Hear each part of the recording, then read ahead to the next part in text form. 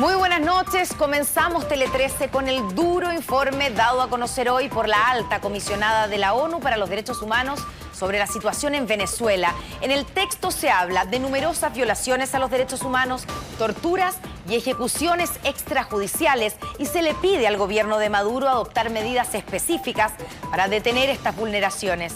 Natalia López con el informe. Situaciones que son de coherencia entre lo que se... A esta altura, poco importa cuántos billetes tengas en Venezuela. La crisis ha llegado a tal punto que todos, sin distinción, están sufriendo sus consecuencias. Si Judith apenas tiene para alimentar a su familia, Isabel no consigue los remedios para su hija. Imagínate, que se muera por falta de medicamento. Pasábamos el día sin comer, un día completo sin comer. La historia de estas dos mujeres se repite en miles de familias y es aún peor en el caso de quienes se han atrevido a desafiar al gobierno de Nicolás Maduro. Lo dice la alta comisionada por los derechos humanos de la ONU, que este jueves, un día antes de lo previsto, dio a conocer su informe sobre la situación en Venezuela. Su diagnóstico es lapidario.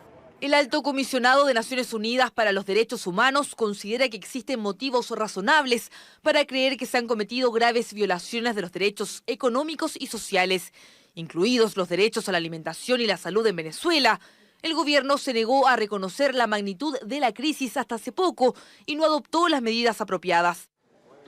En total, 18 páginas en las que la expresidenta Michelle Bachelet denuncia abiertamente violaciones a los derechos humanos, torturas, detenciones arbitrarias y ejecuciones extrajudiciales por parte de las fuerzas leales a Nicolás Maduro.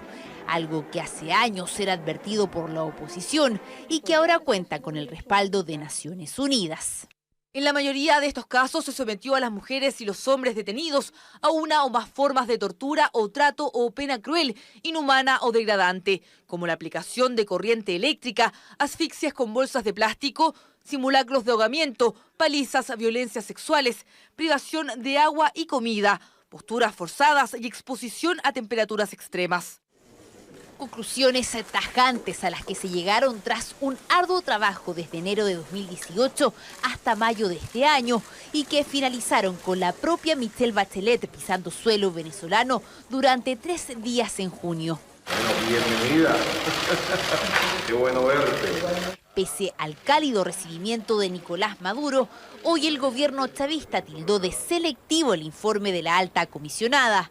En Chile también hubo reacciones. Creo que fue bastante tarde, me habría gustado también una opinión bastante más enérgica. Creo que ha sido difícil para un sector de la política chilena al cual yo pertenezco, para la izquierda, reconocer que lo que ha venido pasando los últimos 2 años en Venezuela, especialmente, así lo dice el informe, el año 2018 y 2019, es una crisis que está tocando fondo. Por lo mismo, las recomendaciones de la ONU son que el gobierno de Nicolás Maduro detenga la violación a los derechos humanos y que permita la instalación de una oficina del alto comisionado en su territorio. De lo contrario, dice Michelle Bachelet, la diáspora venezolana seguirá en aumento.